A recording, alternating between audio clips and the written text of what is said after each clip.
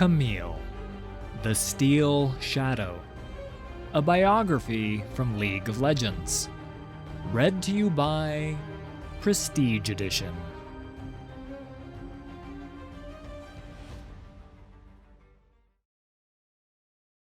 Clan Pharos understands sacrifice. Most of the family's wealth came through harvesting a rare crystal from the Brackern, a creature native to Shurima. These hex crystals, or first crystals, contained power normally only wielded by those born with innate magical ability. After Camille's great-great-aunt lost an arm during an early expedition, her sacrifice inspired the Pharos family motto, "For family will I give." The Brackern were a limited resource, and Camille's family had to augment the crystals that accumulated. Utilizing shadow investments in chemtech and runic alchemy, they developed less powerful, but easier to make, synthetic hex crystals. Yet there were consequences. Synthetic crystal manufacturing has long been rumored to heavily contribute to the Zon Grey. Furthermore, it was only through espionage, intimidation, and murder that Clan Pharos held its monopoly on this priceless commodity, and ensured its uninterrupted production in Zon, maintaining the family's place in Piltover's illustrious Blue Wind Court. As the eldest surviving child of Clan Pharos' masters, Camille received every educational advantage. She had exceptional tutors, learned to speak several foreign languages, and play the celovina at a concert master level. Camille also learned to read and write ancient Shuriman while assisting her father on digs in the Odin Valley. Traditionally, one of the younger children would become their family's principal intelligencer, working with the clan master to secure their family's success by any means necessary. However, Camille's younger brother, Stephen, had a weak constitution, and so Camille took his place.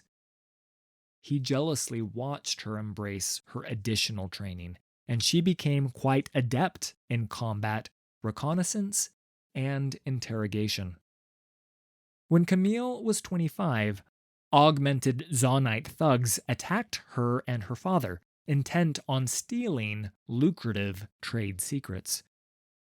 Camille's father succumbed to his wounds, and in anguish, her mother died soon after. Stephen became clan master, and he doubled the clan's research in human hextech augmentation, eager to prove himself as a strong leader. After a year of mourning, Stephen oversaw the induction of Hakim Naderi, a promising young crystallographer from the Shuriman coastal city of Belzoon, as the family's lead artificer. Camille requested hextech augmentation from Hakim to push her beyond her human limitations. Hakim was instantly enamored with her, and they bonded over the preparations and late-night stories of Shurima. And eventually, Camille returned Hakim's feelings. Their affair grew reckless as they knew the surgery would conclude their time together. Hakim would move on to other projects, and Camille would once again be fully committed to the principal intelligencer's duties. More than that, Hakim worried that in carving away Camille's heart, he might remove her humanity. Days before Camille's operation, Hakim proposed marriage and begged her to run away with him. For the first time in her life, Camille was torn. Stephen had no such conflict, as he needed Camille to execute his vision. When he learned of the secret proposal, he devised a plan. The next time Camille and Hakim were together, Stephen set himself up to be attacked. When she saw her brother bruised and bloodied, Camille recognized what could happen when her attention was divided. Hakim pleaded with Camille, but she wouldn't listen. For family, she would give. She ended her relationship with Hakim, insisting her surgery go forward. He was the only one who could safely perform the operation, and so he excised Camille's heart and replaced it with Hextech, then resigned. When she awoke, the lab she and Hakim had shared was abandoned. Camille focused on her work. She took on further refinements, including bladed legs, grapple-spindled hips, and other minor hex augmentations, leading some to wonder how much of the woman was left. And as Clan Pharos amassed more power and wealth, Camille's missions became darker and more deadly. Thanks to her Hextech heart, she did not age, but the years were not so kind to her brother.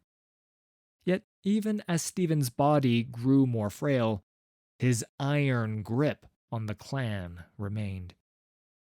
Eventually, Camille uncovered the depth of Stephen's betrayal and realized his machinations were no longer in the family's best interests.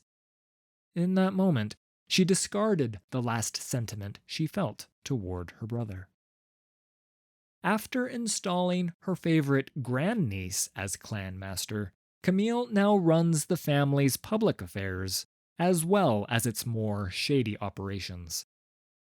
As a solver of difficult problems, she embraces her more-than-human transformation and the cutting judgment it affords her. But a strange, mournful keening in her Hextech heart may yet prove a troubling portent. Regardless, Camille refuses to sit idle, and gains invigoration from well-executed industrial espionage, a fresh brewed cup of tea, and long walks in the gray.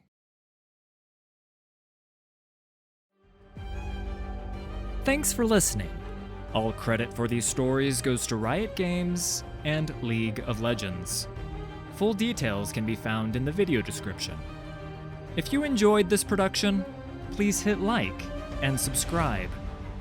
There's a lot more coming.